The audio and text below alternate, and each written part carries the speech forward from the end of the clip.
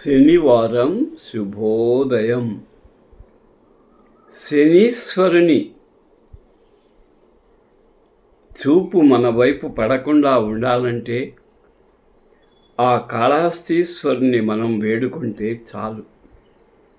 ఈరోజు ధూర్జటి రచించిన కాళహస్తీశ్వర శతకంలో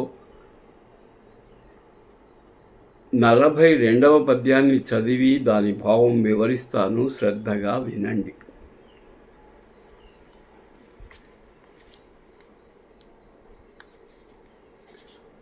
చనువారింగని ఏచువారు జముడా సత్యంబుగావత్తు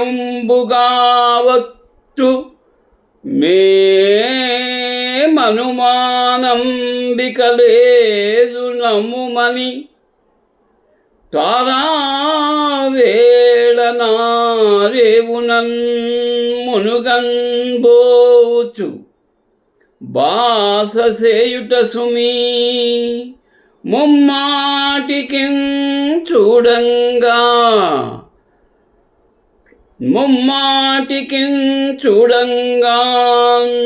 చెనటుల్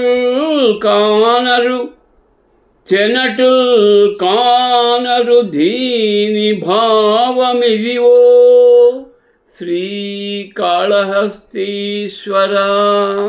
దీని భావమేవో అంటే ఈ పద్య భావమేదో తెలుసుకుందాం.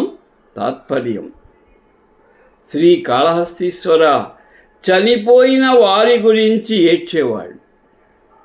చనిపోయిన వాళ్ళు తిరిగి రారు, కానీ వాళ్ళ గురించి ఏడ్చేవాళ్ళు. ఆ దహన కార్యం ముగిసిన తరువాత రేవులో మునిగి, చెరువులో మునిగి స్నానం చేస్తూ, ఓ యమధర్మరాజా, ఏదో ఒకరోజు తప్పకుండా మేము కూడా నీ దగ్గరికి వస్తాం. ఇందులో అనుమానమేమీ లేదు. అనుమానం ఎందుకు? పుట్టినవాడు గిట్టుట మానదు.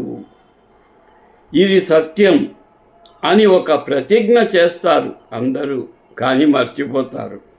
తరువాత మూర్ఖులైన ఈ మానవులు ఆ చేసిన ప్రతిజ్ఞ ఏదో తంతు, ఏదో మొక్కుబడిగా చేస్తారు. ఇదొక సాంప్రదాయం కాబట్టి అని అనుకుంటారు తప్ప అది నిజమని భావించకుండా, చావు పుట్టుకలు నిజమని భావించకుండా మరలా యథావిధిగా తమ పాత బుద్ధినే వాళ్ళు అనుసరిస్తూ ఉంటారు. అంటే పుట్టుకతో వచ్చిన బుద్ధి పుట్టుకలతో కూడా పోదు అన్నట్లుగా. శుభం భూయాత్.